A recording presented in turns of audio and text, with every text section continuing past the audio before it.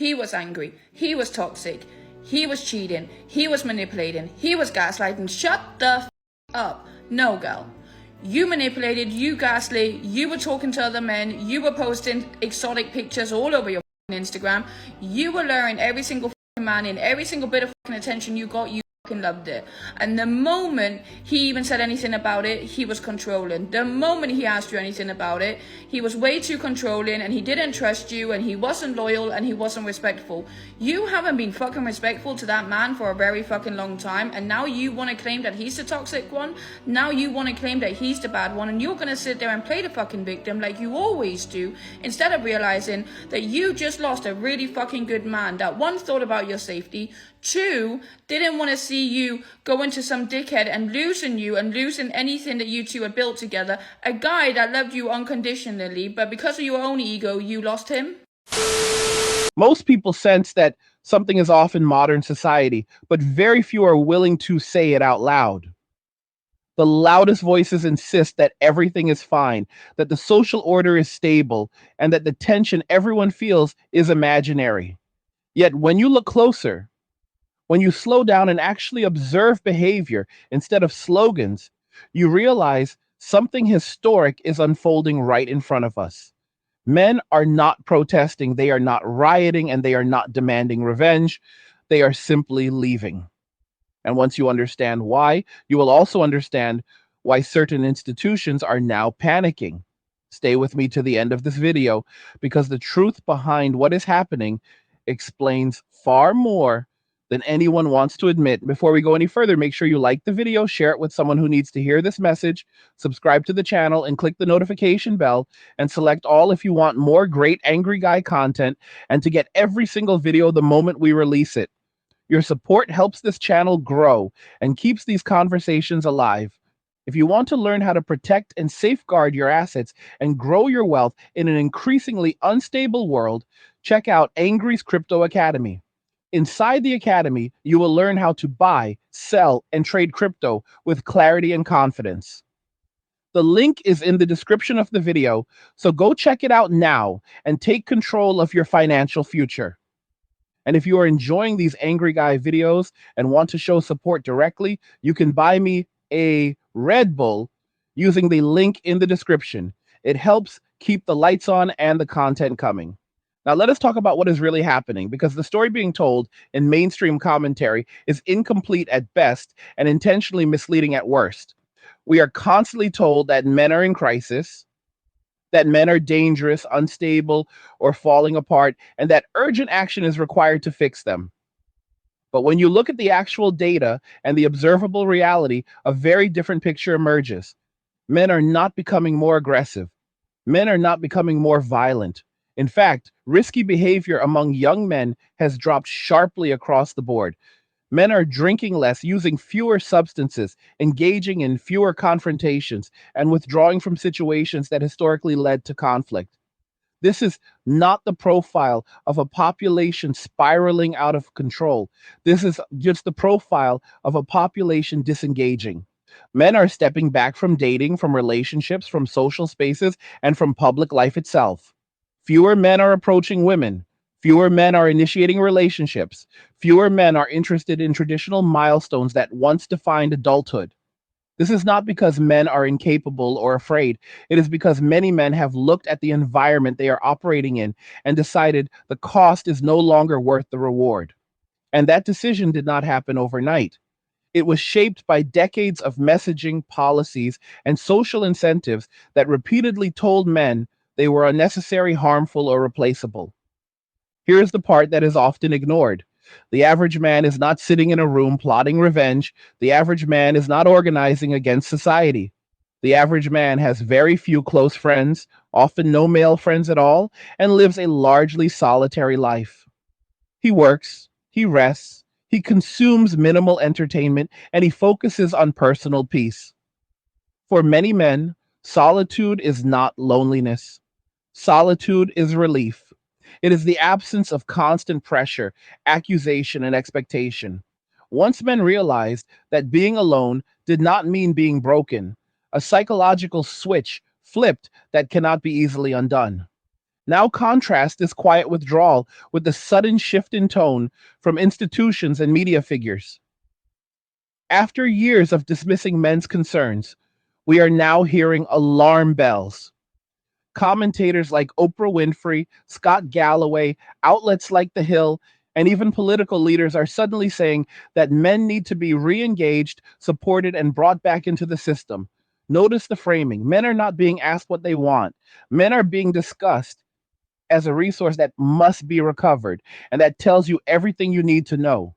For over 50 years, boys have been raised almost entirely within systems dominated by female authority. Homes, schools, and institutions increasingly lacked balanced male guidance. At the same time, men were told repeatedly to be less masculine, less assertive, less competitive, and less independent. Masculine traits that once built civilizations were reframed as problems to be corrected. The result was not harmony. The result was confusion, resentment, and disengagement. Many men did exactly what they were told. They stepped aside. Here's the uncomfortable truth that explains the panic you are seeing now. Men pay the majority of income taxes. Men still account for the bulk of high risk labor, infrastructure work, and military service. At the same time, women drive the majority of consumer spending. That system only works if men continue producing and participating at high levels while remaining socially invested. When men walk away from relationships, reduce spending, exit the workforce, or disengage from ambition, the economic engine slows down. Tax revenue declines. Consumer spending contracts. The system starts to wobble. National security is another piece no one wants to discuss openly.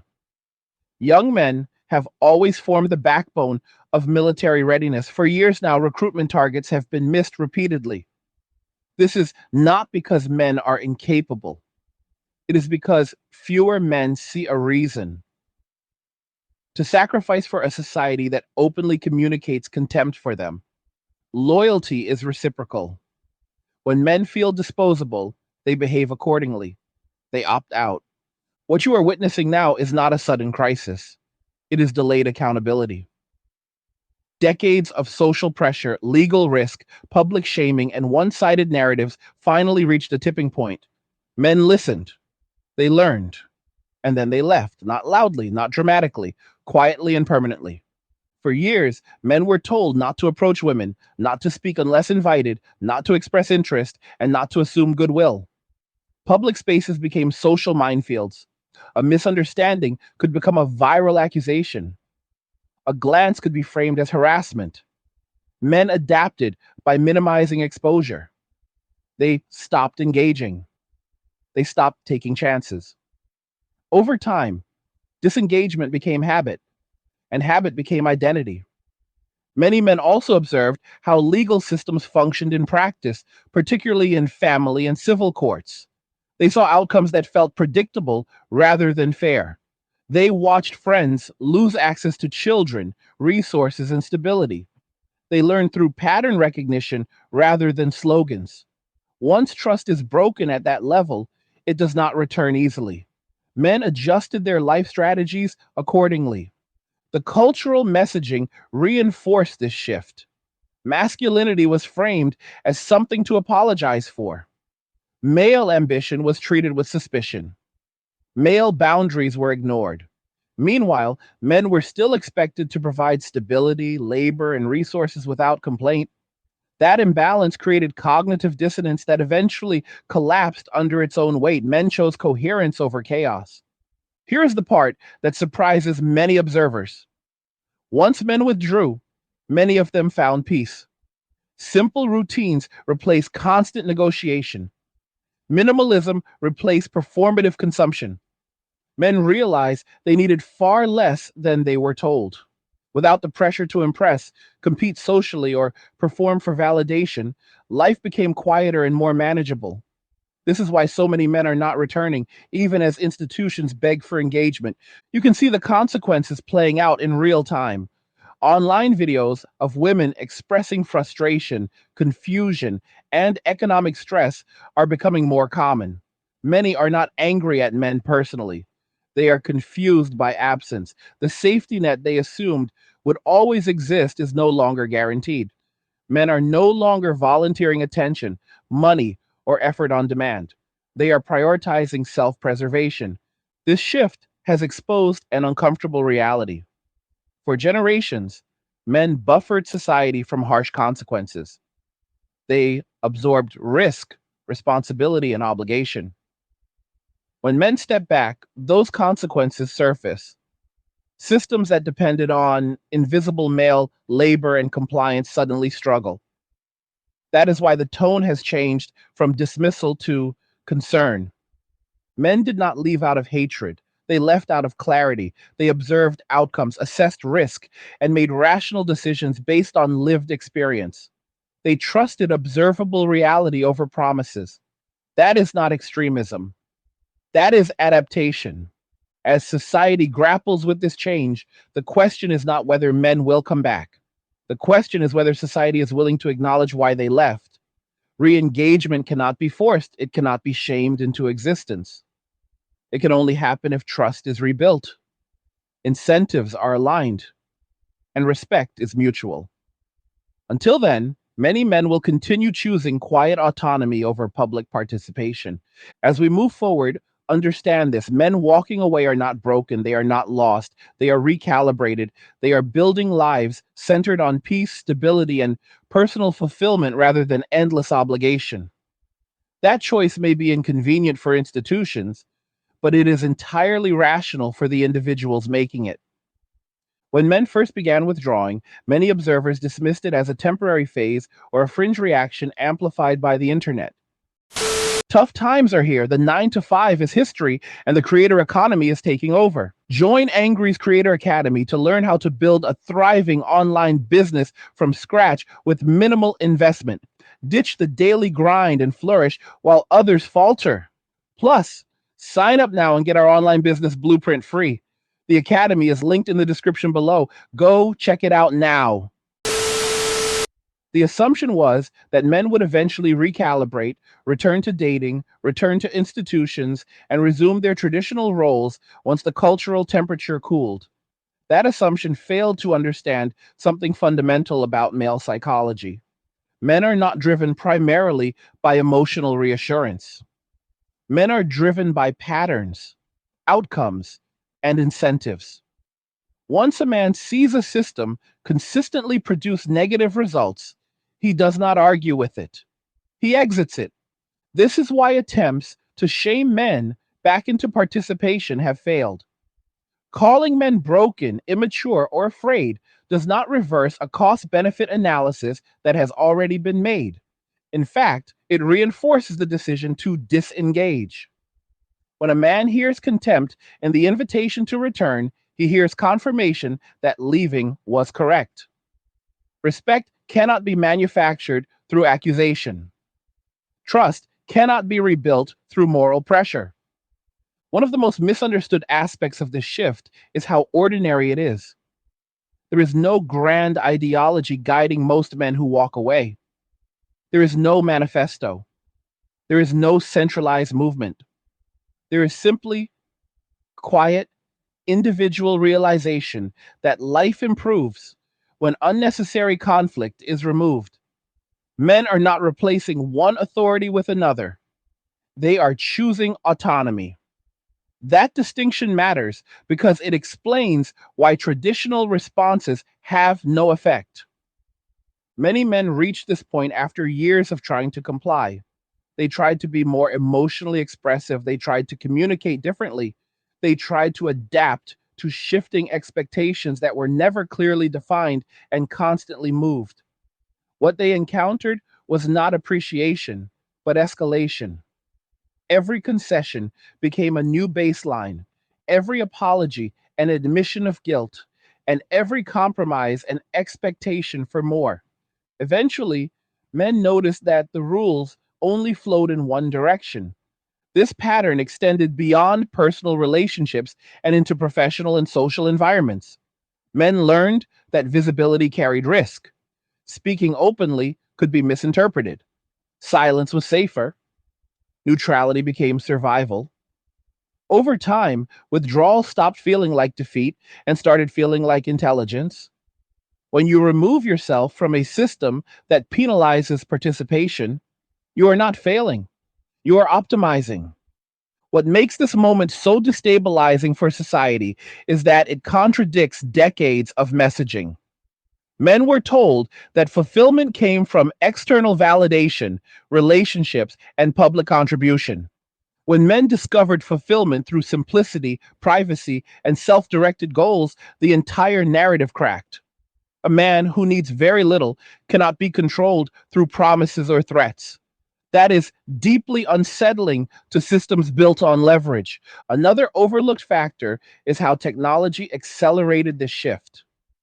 Remote work, digital entertainment, online communities, and decentralized income opportunities made it easier for men to live independently. Men no longer need constant social engagement to feel stimulated. They can learn, build, and earn without navigating hostile environments. The incentive to tolerate dysfunction simply evaporated. This does not mean men are isolated in despair. Many are healthier than they have ever been. They sleep better. They exercise consistently. They manage finances conservatively. They avoid unnecessary drama.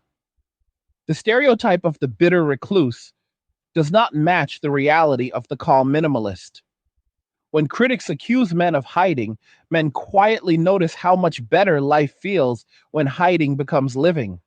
The conversation around loneliness often misses this distinction. Loneliness is the pain of wanting connection and being denied it. Solitude is the peace of choosing distance.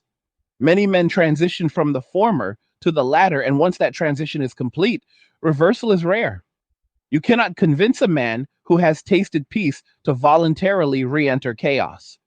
This is why appeals framed around responsibility or duty fall flat. Men were told for years that they owed society change, sacrifice, and compliance. When that same society offers little in return beyond suspicion and criticism, the contract dissolves. Social contracts require mutual benefit.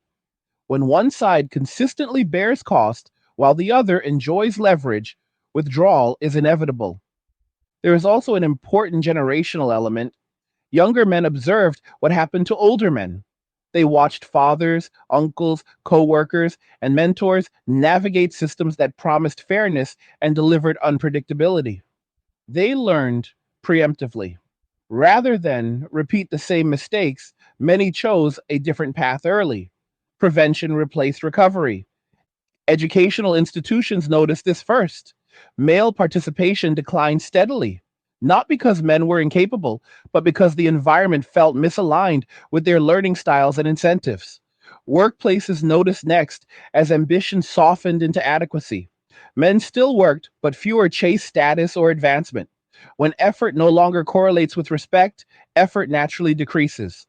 This trend has cascading effects that extend far beyond dating or culture wars.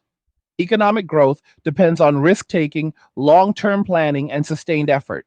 When a significant portion of the population chooses stability over expansion, systems designed for constant growth begin to strain. The reaction from leadership is predictable. Rather than adjust incentives, they diagnose pathology. This is where the language of crisis emerges. Men are framed as disengaged, unmotivated, or psychologically distressed. Programs are proposed to re socialize them, to guide them back into participation. But notice the absence of accountability. Rarely is the question asked whether the environment itself became hostile. Rarely is respect offered without conditions. Men are remarkably adaptable, but they are not infinitely patient. Once disengagement becomes normalized within a peer group, it reinforces itself. Men see others living quietly, contentedly, without the burdens they were told were mandatory. That visibility spreads faster than any official campaign. Real examples outweigh theoretical benefits. Another layer often ignored is how little men are asking for. Contrary to popular belief, most men are not demanding dominance or privilege. They are asking for predictability, fairness, and peace. When those cannot be guaranteed, they opt out. That choice is not dramatic, it is pragmatic. The irony is that many of the behaviors now criticized in men are direct responses to past demands. Men were told to stop being aggressive, so they became passive. Men were told to stop pursuing, so they stopped approaching. Men were told to stop competing, so they stopped striving. Now, those same outcomes are framed as problems. The contradiction is impossible to ignore. This is why messaging that portrays men as defective rings hollow. Men did exactly what they were instructed to do. The results simply revealed that the instructions were flawed. Rather than acknowledge that, institutions attempt to reverse course without admitting error. That strategy rarely works. There is also a deeper psychological shift at play. Men who walk away often experience a redefinition of success. Success stops being about external markers and starts being about internal stability. A quiet evening becomes more valuable than public recognition. Freedom becomes more valuable than approval. Once those values change, entire industries built on aspiration lose its influence. Dating markets are particularly sensitive to this shift. When men stop competing for access, leverage disappears, attention, time, and resources become scarce. The dynamics that once favored constant male pursuit invert. That inversion is deeply uncomfortable for those who assumed abundance was permanent. The reaction has followed a familiar pattern. First came denial, then ridicule, now comes concern. What has not come yet is humility. Until that appears, reconciliation remains unlikely. Men are not unaware of these discussions. They are watching closely. They notice when concern is framed in terms of economic output rather than human well being. They notice when empathy is conditional. They notice when responsibility is demanded without reciprocity. Each observation reinforces the decision to remain disengaged. One of the most telling signs of this moment is how little effort is spent asking men what they want. Panels discuss men, articles analyze men, policies target men, but genuine curiosity is rare. Dialogue requires vulnerability, and institutions are reluctant to admit miscalculation. Men, on the other hand, have already admitted something privately. They admitted that they cannot win in a rigged environment and that winning is not worth constant defense. Walking away is not surrender, it is refusal to participate in a losing game. As this continues, society will face a choice. It can continue pathologizing male withdrawal and attempting to coerce participation, or it can examine the incentives that drove disengagement in the first place. One path leads to further erosion, the other requires uncomfortable honesty. The men who left are not coming back out of guilt. If they return at all, it will be because the environment changed in ways that are visible, consistent, and respectful. That change cannot be performative. Men are particularly sensitive to hypocrisy. Words without alignment mean nothing. Until then, men will continue doing what they have been doing quietly and efficiently, working enough, spending less, investing cautiously, protecting peace, building small, stable lives that do not depend on approval. That reality may not fit existing narratives, but it is the one unfolding. The most profound consequence of this shift is not economic or political, it is cultural. A society that loses the voluntary engagement of its men loses more than labor. It loses resilience. It loses innovation. It loses the buffer between idealism and reality. Those losses accumulate slowly, then all at once. None of this is inevitable, but reversal requires more than concern. It requires respect. And respect cannot be demanded, it must be earned. If you are watching this and recognizing patterns from your own life or the lives of men around you, you are not alone.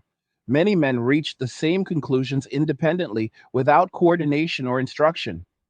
That is why this moment is so difficult to contain. It is organic. As we continue, we will explore where this leads, what it means for the future, and why attempts to reverse it may accelerate it instead. At some point, society must confront the difference between compliance and consent. For a long time, men were compliant. They followed rules even when those rules felt uneven. They absorbed criticism even when it was generalized. They accepted responsibility even when authority was withheld. What is happening now is not rebellion, it is the withdrawal of consent. Men are no longer willing to participate in systems that treat them as liabilities while extracting their labor, attention, and stability. This distinction matters because compliance can be coerced, but consent cannot. You can pressure someone to obey, but you cannot force them to care. Once men stopped caring about approval, status, or moral praise from institutions that showed them none in return, leverage disappeared. That loss of leverage is what many commentators misinterpret as a crisis. A system in crisis lashes out. It looks for scapegoats. It reframes voluntary withdrawal as pathology. It claims urgency while avoiding introspection. That is exactly what we are witnessing now. The language has shifted from accusation to concern, but the underlying assumption remains unchanged. Men are still viewed as a problem to be managed rather than participants to be respected. The truth is simpler and far less dramatic. Men adapted. They learned what environments rewarded effort and which punished it. They learned where their presence was welcomed and where it was tolerated at best. Over time, they chose environments that made sense. When the broader culture failed that test, men quietly created parallel lives. These parallel lives are not radical, they are ordinary. Men work fewer hours by choice, they live in smaller spaces. They reduce unnecessary expenses. They focus on health, hobbies, and competence. They replace social noise with routine. From the outside, this looks like disengagement. From the inside, it feels like control. One of the most destabilizing aspects of the shift is that it does not announce itself. There are no marches. There are no demands. There is no list of grievances being negotiated. There is simply absence, and systems built on participation struggle to respond to absence because absence does not argue back. Attempts to reframe male withdrawal as a failure of confidence or masculinity misunderstand the direction of causality. Men did not withdraw because they lacked confidence. They gained confidence once they withdrew. Distance clarified priorities. Silence restored focus. Once men experienced that clarity, returning to constant friction felt irrational. This is why so many institutional solutions miss the mark. They assume men want to be persuaded. In reality, most men have already persuaded themselves. They ran the experiment, they compared outcomes, they made a decision. You cannot outmessage lived experience. Another misconception is that men are waiting to be invited back under better terms. Most are not waiting at all. They are building lives that do not depend on negotiation. They are opting for low exposure, low conflict paths that preserve energy. These men are not angry, they are resolved. This resolution presents a challenge to narratives that rely on emotional volatility. Men who are calm, detached, and uninterested in public approval are difficult to mobilize, provoke, or shame. They do not react predictably. They do not provide feedback loops. That frustrates systems accustomed to influence.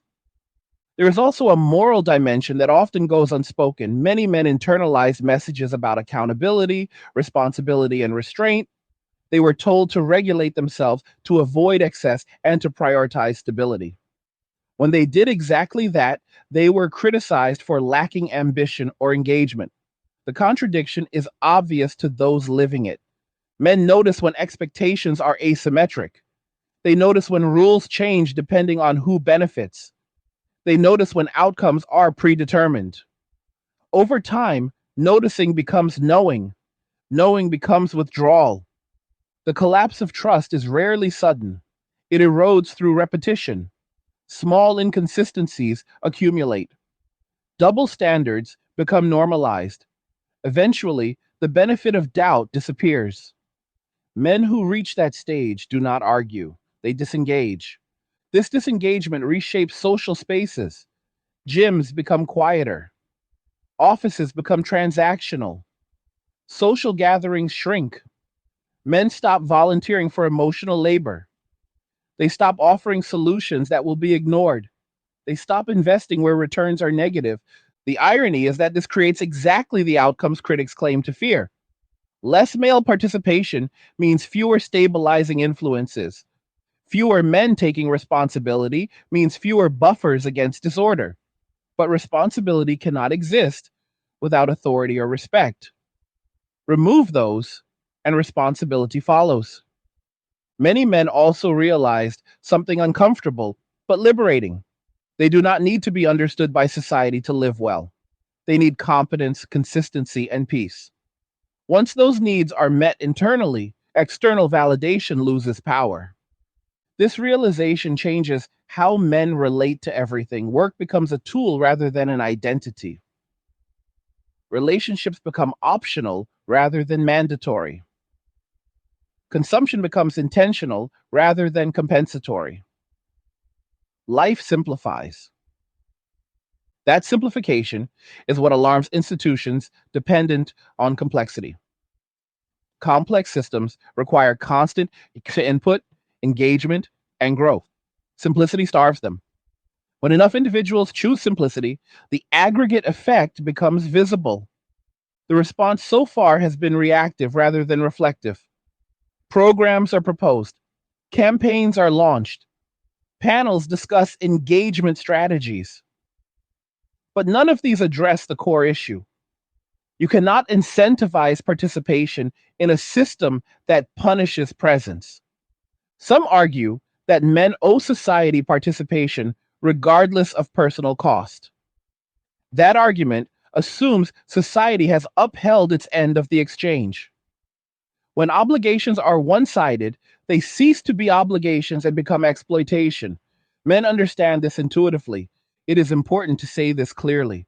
Men are not rejecting cooperation, they are rejecting coercion. They are not rejecting connection, they are rejecting risk without reward. They are not rejecting responsibility, they are rejecting blame without authority. These distinctions matter because they determine whether reconciliation is possible. If society continues to treat male withdrawal as deviance, the gap will widen. If it treats it as feedback, there is still room for course correction. Feedback, however, requires listening. Listening requires humility. Humility requires admitting that certain approaches failed. That admission has not yet happened at scale. In the absence of that admission, men will continue optimizing for themselves. They will choose paths that minimize exposure to volatility.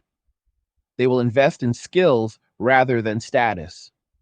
They will value predictability over promise. The long term implications are profound. Societies function best when participation is voluntary and valued. When participation becomes conditional or adversarial, disengagement spreads. Once normalized, it is difficult to reverse. This is not a warning, it is an observation. Men have already adapted. The question is whether institutions can. As we move deeper into this conversation, it becomes clear that what is labeled a male crisis is actually a systems crisis. Men did not break. Incentives did. Narratives did. Trust did. Repairing those things will take time, honesty, and restraint. It will require resisting the urge to moralize outcomes that were logically produced. It will require rebuilding credibility before asking for commitment. What makes this moment especially difficult for society to process is that male withdrawal does not look like failure. It looks like neutrality. It looks like men quietly doing just enough, saying very little, and opting out of emotional and social contracts that once consumed enormous energy. There is no dramatic collapse to point at, no visible enemy to confront.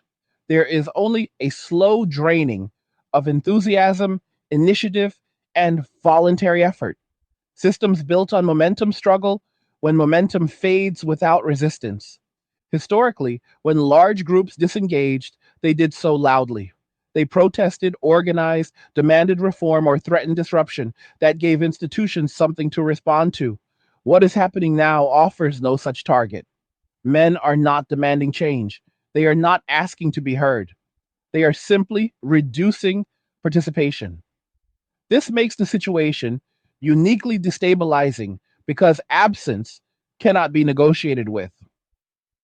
Another misunderstanding lies in the assumption that men are unhappy in their withdrawal. Many are not. In fact, for a significant number of men, disengagement coincided with improved mental clarity. Anxiety dropped when expectations dropped. Stress decreased when unpredictability was removed. Life became quieter, slower, and more manageable. That lived experience matters more than any external critique. Men are not immune to pressure, but they are highly responsive to consistency. When rules apply unevenly, trust erodes. When outcomes are disconnected from effort, motivation declines. When accountability is demanded, without authority or appreciation, resentment builds. These are not abstract concepts, they are daily experiences that compound over time. One reason this shift caught so many off guard is that men rarely narrate their internal state publicly. They do not announce when they stop caring. They do not publish exit statements. They simply redirect energy elsewhere. By the time disengagement becomes visible, the decision has already been made. This quiet redirection is often mistaken for apathy. In reality, it is selectivity. Men still care deeply about certain things. They care about health, competence, financial stability, and personal autonomy. They care about environments where effort produces predictable results. What they no longer care about are systems that reward performance with suspicion or punish success with obligation. The cultural emphasis on constant emotional expression also played a role in accelerating withdrawal. Many men found themselves pressured to perform empathy while receiving little in return. Conversations became asymmetrical, with men expected to listen, adjust, and accommodate without reciprocation. Over time, disengagement felt like the only way to restore balance. This is not an indictment of emotion itself, it is a rejection of emotional labor without boundaries. Men value clarity. They prefer problems that can be solved to feelings that must be endlessly processed. When interactions become dominated by ambiguity and shifting expectations, men lose interest. The workplace mirrored these dynamics. As roles became less clearly defined and advancement more politicized, many men recalibrated their ambition. They stopped striving for leadership positions that offered more exposure than reward. They focused instead on stability, skill mastery, and independence. The result was not collapse, but plateau. Plateauing ambition at scale has consequences. Innovation slows, risk tolerance declines, long term projects lose champions. These effects are subtle at first, then cumulative. When enough individuals opt for safety over growth, systems designed for expansion begin to strain. The response so far has largely missed this point. Rather than restoring clarity and fairness, many initiatives focus on messaging, but messaging cannot substitute for structure. Men are not persuaded by slogans, they are persuaded by outcomes. If outcomes remain unchanged, messaging becomes noise. There is also a generational asymmetry worth noting. Older men often withdrew after years of frustration. Younger men are withdrawing preemptively. They learn from observation rather than experience. They watch patterns repeat and chose avoidance over endurance. This generational foresight makes reversal even harder. Education systems illustrate this clearly. When boys disengage early, it is not because they lack intelligence. It is because the environment feels misaligned with their incentives and learning styles. Punitive approaches to discipline and achievement further alienate them. Rather than fight the system, many simply check out. That disengagement follows them into adulthood. Men who never felt valued in formative institutions rarely develop loyalty to later ones. Trust, once broken early, is difficult to rebuild. This is not cynicism, it is memory. As men disengage, they also become less susceptible to social pressure. Advertising loses influence. Peer comparison loses power. Narratives that rely on shame or aspiration fall flat. A man who measures success internally cannot be manipulated externally. This internal measurement often takes the form of simple metrics. Am I healthy? Am I solvent? Do I control my time? Am I at peace? These questions replace older metrics tied to status, approval, or conquest. When the answers are positive, external criticism loses relevance. Critics often frame this as regression or immaturity. But from the perspective of the men living it, it feels like refinement. Life becomes smaller but sturdier, less flashy but more sustainable. In a volatile world, sustainability becomes a virtue. There is also a broader societal irony at play. For decades, restraint, minimalism, and emotional regulation were encouraged as signs of maturity. Men adopted these traits. Now, those same traits are criticized as disengagement. The contradiction is not lost on those embodying it. Men also notice the selective nature of concern. When men overextend themselves, it is expected. When they withdraw, it is pathologized. Concern appears only when male participation declines below what systems require. That conditional empathy undermines credibility. This is why attempts to guilt men back into engagement fail. Guilt assumes moral obligation. Obligation assumes mutual benefit. When men do not perceive that benefit, guilt becomes background noise. The most telling indicator of permanence is that men are not seeking alternatives within the same framework. They are building lives outside it. Remote income, minimal social circles, private routines. These are not temporary coping mechanisms. They are stable configurations. Once a man builds a stable configuration, disrupting it requires overwhelming incentive. Those incentives are currently absent. In fact, many incentives run in the opposite direction. Re-engagement often means more risk, more scrutiny, and less peace. The conversation around purpose also deserves attention. Men are often told they lack purpose without traditional roles. But purpose is not something assigned externally. It emerges from agency. Men who regain agency through withdrawal often rediscover purpose on their own terms. This self defined purpose does not require validation. It does not need applause. It does not seek expansion. That makes it invisible to metrics that rely on visibility. But invisibility does not equal insignificance. As more men adopt this orientation, cultural expectations lag behind reality.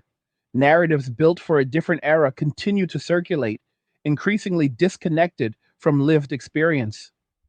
The gap between rhetoric and reality widens.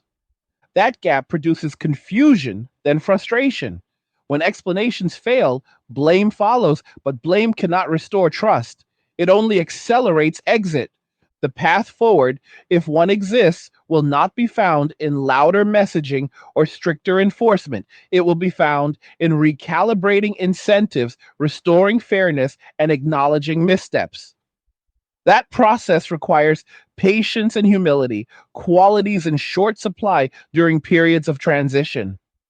Men are not demanding apologies, they are watching for patterns. Consistency over time matters more than statements. Predictable outcomes matter more than promises. Respect demonstrated quietly matters more than praise expressed loudly. Until those conditions are met, men will continue doing what they have learned works. They will reduce exposure to volatility. They will protect energy. They will invest in themselves rather than systems that view them as expendable. This is not a temporary adjustment, it is a structural shift in how many men relate to society. Ignoring it will not reverse it. Mischaracterizing it will not contain it. Only genuine reform has a chance. As we continue this discussion, it becomes clear that the question is not whether men will return to previous roles. The question is whether those roles still make sense in their previous form. If they do not, insisting on their revival will only deepen disengagement. For now, men are choosing stability over spectacle, peace over performance, and autonomy over approval. That choice may be inconvenient for institutions, but it is rational for individuals. As this shift deepens, another misconception becomes harder to sustain, which is the idea that men are withdrawing because they cannot compete. The evidence suggests the opposite. Many men who step back are capable, disciplined, and competent. They are not failing out of systems, they are opting out of systems that no longer reward capability in proportion to effort. When competition becomes detached from merit, competitive people leave first. This is a pattern seen across history. When institutions drift from function to performance, those who value function quietly exit. They do not argue over narratives. They simply redirect energy to domains where outcomes still correlate with input. Men who walk away are not anti effort, they are anti futility. Futility is corrosive, it drains motivation faster than hardship ever could. Men will endure long hours, physical strain, and personal sacrifice when the exchange feels fair. What they will not endure indefinitely is ambiguity layered with accusation. When effort is framed as entitlement and success is reframed as harm, the incentive structure collapses. This collapse explains why so many men are content with smaller lives. Smaller lives are not smaller in meaning, they are smaller in exposure. Fewer variables, fewer liabilities, fewer narratives imposed from the outside. Men are not shrinking themselves. They are narrowing the surface area through which chaos can enter. One consequence of this narrowing is the decline of male mediated social cohesion. Men historically acted as connectors through work, service, and shared struggle. When men disengage, those informal networks weaken. This is not immediately visible, but over time, it reduces resilience during stress. Systems become brittle when informal stabilizers disappear. Another underdiscussed effect is how male withdrawal alters norms around accountability. Men often enforced informal standards through peer pressure, expectation, and example. When men leave shared spaces, those standards dissolve. Formal rules expand to fill the gap, but formal rules lack nuance. The result is overregulation paired with undertrust. This shift creates a feedback loop. Increased regulation makes participation more costly. Higher costs reduce participation further. Reduced participation necessitates more regulation. The cycle accelerates quietly. Men who observe this dynamic do not argue about it. They adapt. They choose environments with fewer rules and clear expectations. They seek autonomy not because they reject structure, but because they value structure that works. The conversation around masculinity often misses this distinction. Masculinity is not defined by dominance or aggression. It is defined by responsibility, competence, and restraint. Men who withdraw are often expressing masculinity in its most restrained form. They are choosing not to impose themselves where they are not welcome. This restraint is often misinterpreted as weakness. In reality, it requires discipline. It is easier to react than to disengage. It is easier to argue than to walk away. Men who choose silence over spectacle are exercising control, not surrender. Control becomes increasingly valuable in unstable environments. When external conditions are unpredictable, internal regulation becomes the primary source of security. Men who cultivate that regulation become less dependent on social validation. That independence reduces vulnerability. Reduced vulnerability changes how men interact with narratives. Fear-based messaging loses effectiveness. Moral pressure loses force. Promises of belonging lose appeal when belonging carries risk. Men who are self-contained cannot be mobilized through emotional leverage. This presents a challenge for cultures built on persuasion. When persuasion fails, enforcement becomes tempting. But enforcement without legitimacy accelerates withdrawal. Men comply just enough to avoid penalty while withdrawing discretionary effort. That discretionary effort is where innovation and leadership reside. Leadership itself becomes suspect in this environment. Men notice when leaders speak in abstractions while avoiding accountability. They notice when responsibility flows downward and protection flows upward. Trust erodes when leadership is symbolic rather than functional. As trust erodes, men stop investing emotionally in outcomes they cannot influence. They do their jobs. They fulfill obligations narrowly defined. They avoid initiative that increases exposure without increasing control. Over time, organizations become hollowed out shells of compliance. The same pattern appears in relationships. When men feel that effort is decoupled from appreciation, they reduce effort. When boundaries are punished, they withdraw. When predictability disappears, they disengage. None of this requires ideology, it requires observation. Observation leads to pattern recognition. Pattern recognition leads to strategy. Strategy leads to behavior change. By the time society labels that change a crisis, it is already entrenched. There is also an important emotional reality that deserves honesty. Many men experienced relief when they stopped trying to meet impossible standards. Relief is a powerful reinforcer. Once experienced, it becomes a baseline. Returning to stress feels like regression. This relief does not mean men lack empathy or compassion.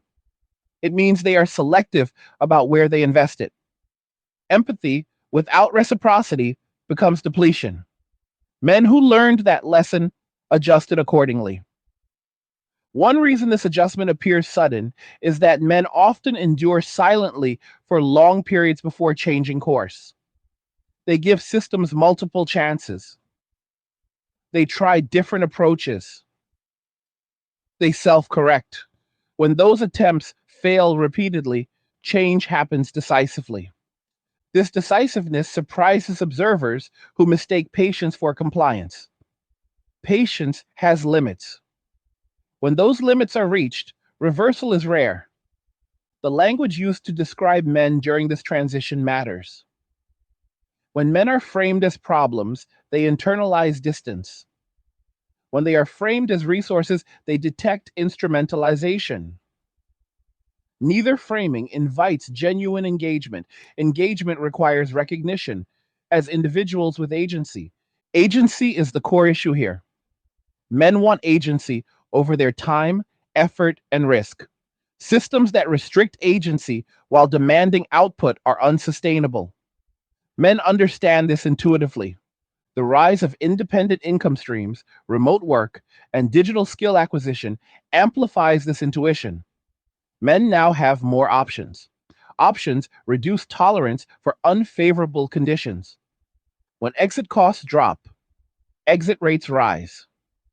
This is not unique to men, but the effects are magnified because men historically supplied surplus labor and risk tolerance. When that surplus disappears, margins tighten. The system feels the loss. The response has largely focused on optics rather than mechanics. Campaigns emphasize inclusion without addressing incentives. Workshops discuss feelings without changing structures. These efforts are well-intentioned, but misaligned with male decision-making. Men evaluate systems pragmatically. Does participation improve my life? Does effort correlate with outcome? Are rules stable and fairly applied? Is respect mutual? If the answer is consistently no, disengagement follows, and this evaluation does not require bitterness, it requires clarity. Clarity often emerges after disappointment. Disappointment is a teacher many men know well. As more men reach this clarity, social expectations lag behind reality. Advice given to men reflects outdated assumptions. Men ignore advice that contradicts their lived experience. Advice loses authority when it fails repeatedly. This erosion of authority affects more than culture. It affects governance, education, and community cohesion. Authority without credibility becomes noise. Men tune out noise. Tuning out is not apathy, it is filtering. Men filter out what does not serve them, they retain what does. This filtering is adaptive in information dense environments. The men who walk away are not unreachable, they are uninterested in being managed. They respond to consistency, fairness, and respect. These are not ideological demands, they are operational requirements. If those requirements are met, some men may re engage. If they are not, withdrawal will continue. The choice rests with systems, not individuals who have already adapted. It is also worth acknowledging that not all men experience the shift identically. Circumstances vary, but the underlying logic remains consistent across contexts. When participation carries asymmetric risk, rational actors limit participation. This logic does not disappear because it is uncomfortable. Ignoring it does not make it go away, it compounds. As we look ahead, the most important question is not how to persuade men to return, but how to rebuild environments worth returning to. That work is structural, not rhetorical. It requires aligning incentives with values and outcomes with effort. Until then, men will continue choosing quiet competence over loud engagement. They will continue optimizing for peace. They will continue building lives that function without external validation. This is not a protest, it is a preference. Preferences are harder to change than opinions. And as this withdrawal becomes more normalized, society faces a problem it has not encountered in this form before, which is a population that is neither rebelling nor complying, but simply disengaging. Disengagement removes friction, and friction is how systems detect stress. Without friction, failures are delayed rather than prevented. This delay creates the illusion of stability right up until the moment systems realize they no longer have the human capital they assumed would always be there. Men walking away are not announcing their absence, but their absence is being felt. Projects stall, not because of sabotage, but because no one volunteers to carry them. Organizations struggle not because of open resistance, but because initiative dries up. Communities weaken not through conflict, but through quiet neglect. These outcomes are subtle enough to evade early detection, yet severe enough to matter deeply over time. One of the reasons this phenomenon is misunderstood is that it does not align with traditional moral frameworks. It is not framed around right versus wrong or justice versus injustice. It is framed around viability. Men are asking a simple question repeatedly: does this environment improve my life or degrade it? When the answer trends negative, they adjust. This adjustment often begins internally. Men stop over explaining, they stop defending normal behavior, they stop anticipating accusations. That internal shift reduces emotional expenditure. Emotional expenditure is one of the least acknowledged drains on male energy. When men remove that drain, they experience immediate relief. That relief compounds. Once a man realizes how much energy he was spending managing perception rather than building substance, he rarely goes back. He redirects attention to tangible goals. Health improves, finances stabilize, time stretches. The contrast between life before and after disengagement becomes stark. This contrast is why so many men become quietly protective of their solitude. Solitude becomes a resource, not a deficit. It allows for reflection, recovery, and self direction. In a culture that equates visibility with value, choosing invisibility feels subversive. But for men, it often feels restorative. Critics often frame this as escapism, but escapism implies avoidance of reality. What men are doing is selecting a different reality, one with fewer contradictions and clearer boundaries. They are not denying responsibility. They are redefining which responsibilities are legitimate. This redefinition exposes a long standing assumption, which is that men exist to absorb excess demand. When institutions, relationships, or systems become inefficient, men are expected to compensate through increased effort. That expectation has limits. Men reach those limits. The idea that men should simply endure because endurance is masculine misunderstands masculinity itself. Masculinity values endurance when endurance serves purpose. Endurance without purpose becomes waste. Men are not wired to persist in environments that degrade them without producing meaningful results. This is why moral appeals fail. Appeals to sacrifice resonate only when sacrifice is honored and reciprocated. When sacrifice becomes expected and invisible, it loses moral weight. Men notice when their sacrifices are framed as baseline behavior rather than contributions. Another factor accelerating disengagement is the collapse of clear reward structures. In previous generations, effort correlated with tangible progress. Today, effort often correlates with scrutiny rather than advancement. Success invites criticism. Stability invites obligation. Visibility invites risk. Men adapt by minimizing visibility. Minimizing visibility changes social dynamics. Men stop sharing opinions. They stop offering solutions unsolicited.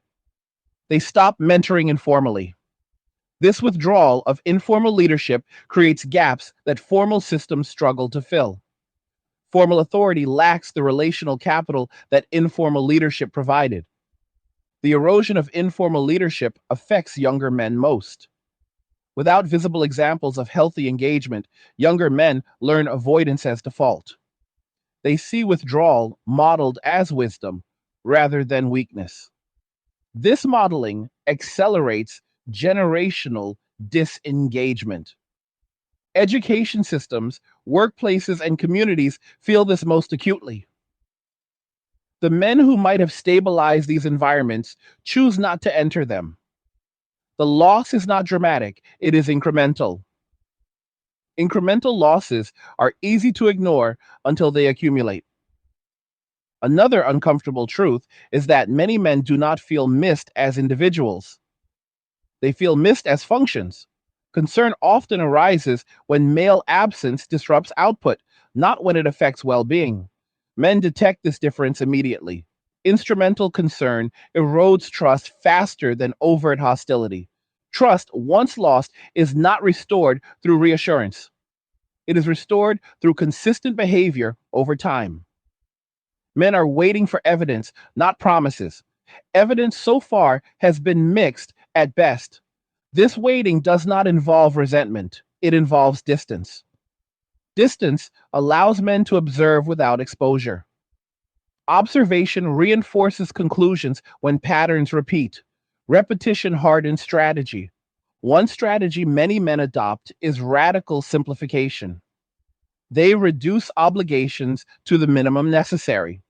They avoid entanglements that create long term liabilities. They prioritize liquidity of time and resources. This is not fear, it is prudence. Prudence is often misread as disengagement because it does not produce spectacle. But prudence has always been a masculine virtue. It is the quiet partner of courage. Courage without prudence is recklessness. Prudence without courage is caution. Men walking away are balancing both. This balance allows men to live quietly effective lives. They contribute where contribution makes sense. They disengage where it does not. This selectivity is rational, but it disrupts systems that depend on blanket participation. As participation declines, systems attempt to compensate through automation, policy, and enforcement. These substitutes are imperfect. They address surface symptoms without resolving underlying incentives. Over time, they increase rigidity while reducing adaptability. Rigidity makes systems brittle. Brittle systems fail catastrophically rather than gradually. The absence of men who once absorbed stress makes these failures more likely. Men are not celebrating this, they are preparing for it. Preparation takes many forms: financial conservatism, skill acquisition, geographic mobility, reduced dependence on centralized structures. These preparations further reduce reliance on traditional institutions. This reduction creates a feedback loop. As reliance decreases, loyalty decreases. As loyalty decreases, participation decreases. As participation decreases, institutional legitimacy erodes. Legitimacy is difficult to restore once lost. It requires alignment between stated values and observed behavior. Men are particularly sensitive to misalignment. They test claims against outcomes. When claims fail repeatedly, credibility collapses. The cultural insistence that men must be reintegrated without addressing root causes only deepens this collapse. Men hear urgency without humility. They hear demands without accountability. They respond with silence. Silence is powerful because it denies validation. Systems accustomed to engagement struggle when ignored. Ignoring is not aggression, it is withdrawal of energy. This withdrawal is often framed as dangerous. In reality, it is stabilizing for the individual.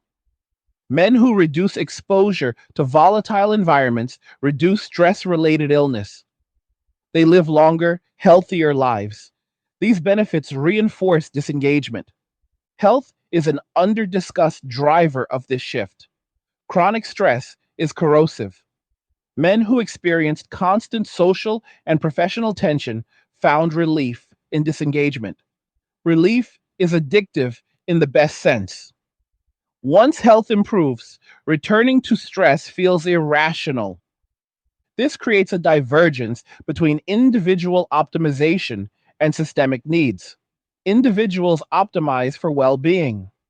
Systems optimize for output. When these goals conflict, individuals with options choose well-being. Men increasingly have options. Digital economies, remote work, and decentralized communities provide alternatives to traditional structures. Options empower choice. Choice reduces tolerance for unfavorable conditions. This empowerment changes the social contract. Contracts based on necessity become obsolete when necessity fades. New contracts must be voluntary and mutually beneficial. Men are waiting to see if such contracts will emerge. So far, the response has been uneven. Some environments adapt. Others double down on control. Men gravitate toward the former and abandon the latter. Over time, this sorting reshapes society. The sorting process is slow but relentless. Men cluster in environments that respect autonomy and competence. They avoid environments that prioritize image over function. These choices shape future institutions more than any policy.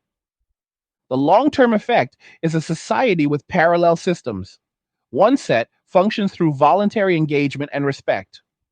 Another persists through enforcement and obligation. Men increasingly choose the former. This divergence may widen. Attempts to force convergence may accelerate separation.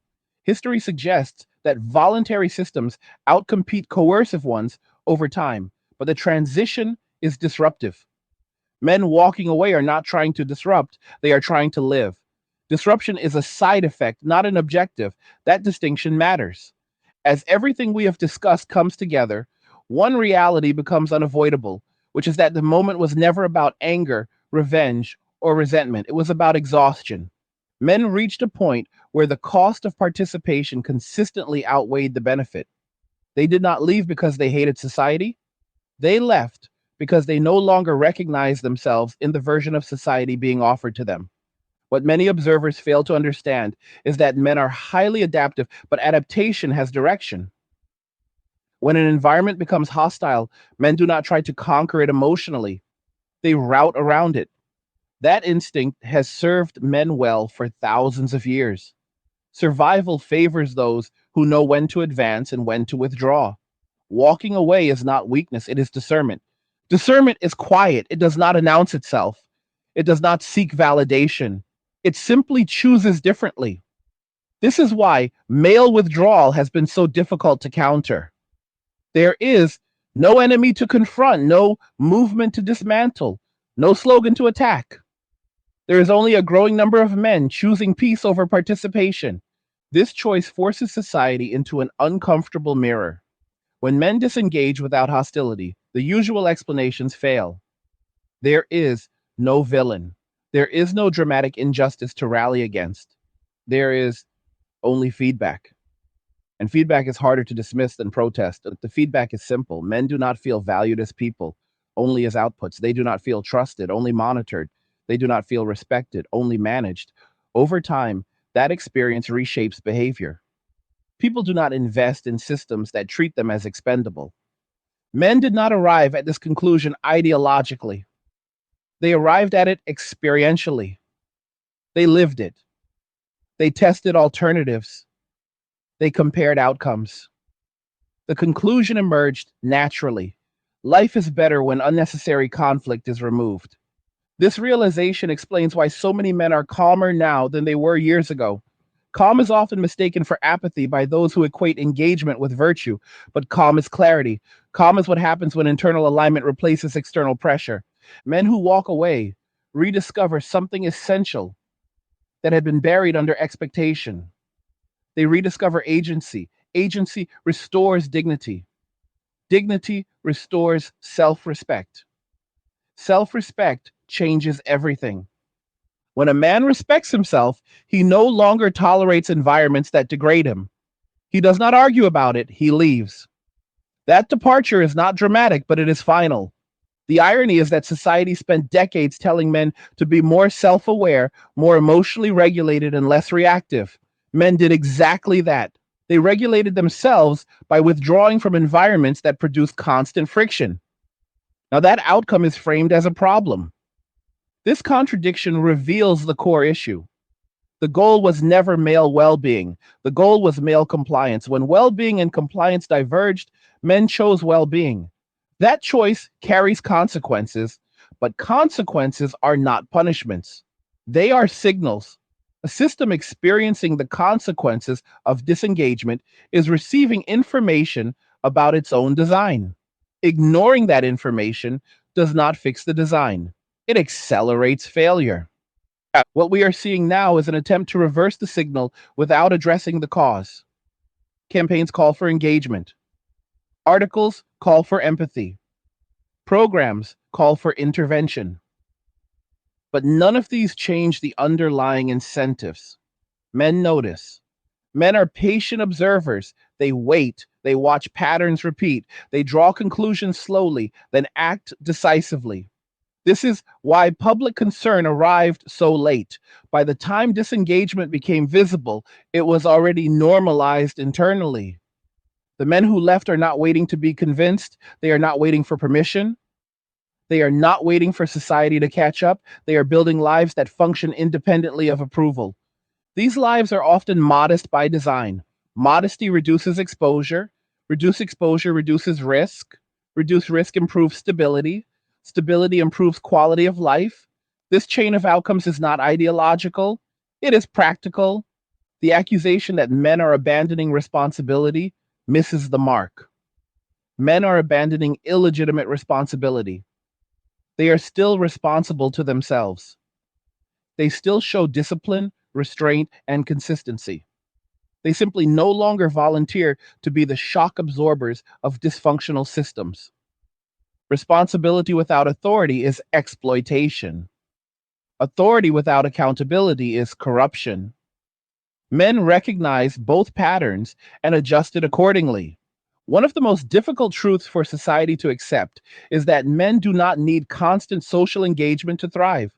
Men can live well with fewer relationships, fewer obligations, and fewer expectations.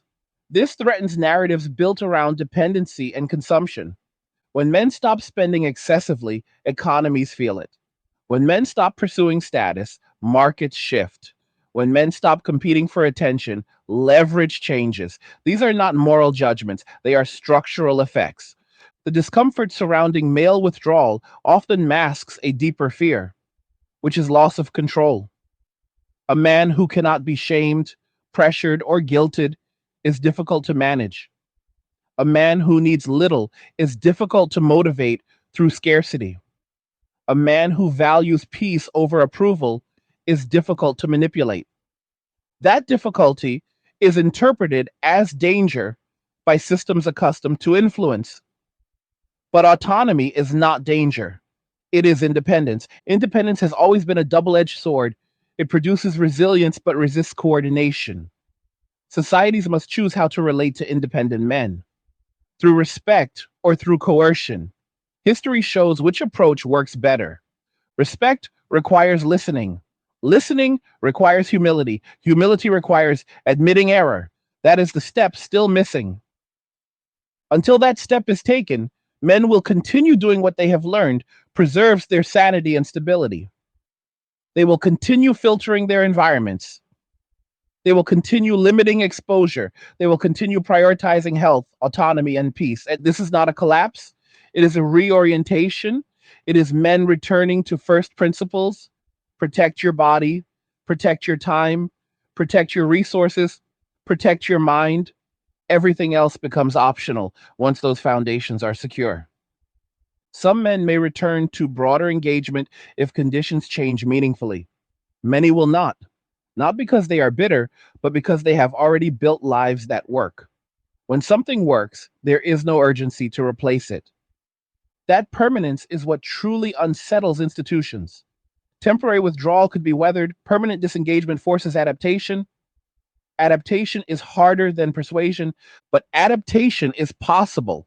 It requires aligning incentives with outcomes. It requires treating men as partners rather than problems. It requires acknowledging that past approaches produced predictable results. Whether that adaptation happens remains to be seen. What is clear is that men will not abandon peace to save systems that refuse to examine themselves. Men are not asking for domination, they are asking for dignity. They are not demanding privilege, they are demanding fairness. They are not seeking validation, they are seeking consistency. Those are not extreme demands, they are foundational ones. If society can meet them, some bridges may be rebuilt. If not, the distance will remain. For now, men are choosing quiet lives over loud dysfunction. They are choosing self-direction over constant negotiation. They are choosing autonomy over approval. That choice may not fit existing narratives, but it fits reality. Before we close, I want to ask you directly, what did you think about what was discussed in this video? Do you agree with this perspective or do you see it differently? Leave a comment below and share your thoughts. This conversation matters and your voice matters. Like the video if you like it. Don't forget to subscribe. And if you like the video, share the video. And just remember that all roads lead to MWA, men walking away, and cheers. Nothing says you care like crypto. Nothing can compare. Nothing says you care like crypto. Oh, nothing can compare to crypto.